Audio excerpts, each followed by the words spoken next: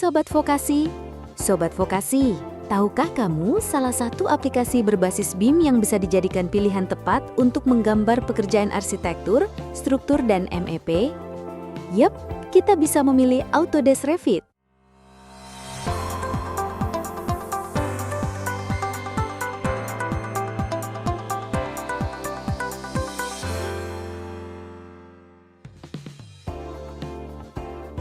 Sebelum membahas Revit, izinkan saya memberikan pengantar sekilas mengenai BIM ya Sobat Vokasi.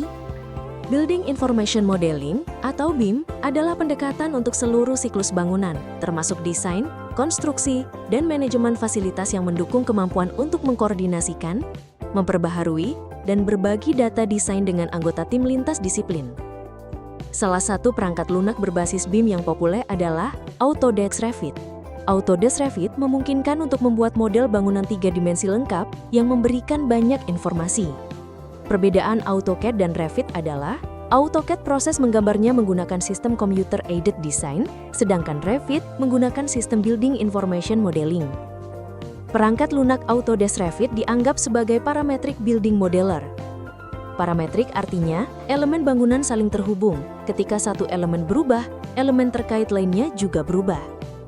Contohnya terlihat pada ilustrasi gambar. Ketika view 3D berubah, maka gambar plans dan view lainnya ikut berubah. Dalam proses desain konvensional, dokumen konstruksi dibuat secara independen atau terpisah satu dengan lainnya, termasuk denah, potongan, tampak, detail, 3D, maupun catatan. Sedangkan dengan alur kerja BIM, denah, tampak dan potongan hanyalah versi 2D dari model 3D, sedangkan schedule adalah wujud laporan.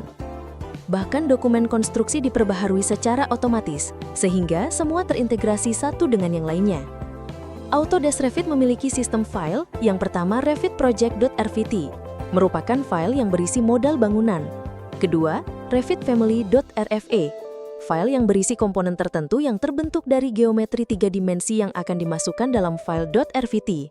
Yang ketiga, revit-template.rte, merupakan file yang digunakan sebagai dasar awal pembuatan file .rvt. Selain itu, Revit juga bisa diekspor menjadi file yang bisa dibuka di aplikasi lain. Sebagai aplikasi berbasis BIM, Revit pun bisa diekspor menjadi file .ifc. Revit memiliki sistem kerja dengan logika konstruksi. Untuk itu, ada istilah hosted komponen dan host di Revit. Artinya, tidak semua komponen di Revit bisa disimpan sembarangan. Contoh, kita tidak bisa membuat pintu jika dinding belum dibuat terlebih dahulu. Artinya, pintu sebagai hosted komponen dan dinding sebagai host dari pintu. Kemudian, Revit memiliki hierarki seperti berikut sesuai ilustrasi pada diagram.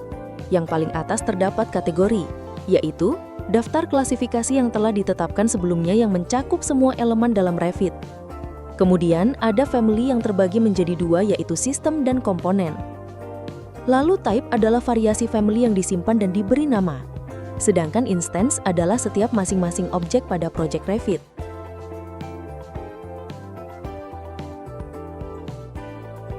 Sebagai contoh pada diagram terbawah, ada contoh kategori struktural kolom yang memiliki family beberapa macam, contohnya rectangular column, round column, maupun wide flange column. Contoh untuk rectangular column memiliki beberapa type macam-macam ukuran, contohnya kolom beton 15 cm dikali 15 cm, kolom beton 20 cm dikali 30 cm, dan seterusnya. Dengan BIM, tampilan dasar dokumen tersebut yaitu denah, tampak, potongan, dan schedule diproduksi secara otomatis dan diperbaharui saat model diperbaharui, sehingga menghemat jam kerja. Etiket atau pop gambar disebut title block, lembar kerja disebut sheet, dan setiap sheet bisa dimasukkan satu atau beberapa view berbeda. Dengan kemampuan multitasking yang luar biasa, Revit pun membutuhkan spesifikasi perangkat yang besar. Contohnya untuk Revit 2024 agar memiliki performa baik, harus memiliki minimal RAM 32 GB. Dan spesifikasi lainnya bisa dilihat pada tampilan ini, atau bisa melihat di website Autodesk. Karena setiap tahunnya Autodesk akan memperbaharui aplikasi-aplikasinya. Berbagai kemudahan yang ditawarkan dalam satu aplikasi, Revit berpotensi menjadi pilihan utama dalam pemodelan dan dokumentasi gambar bangunan.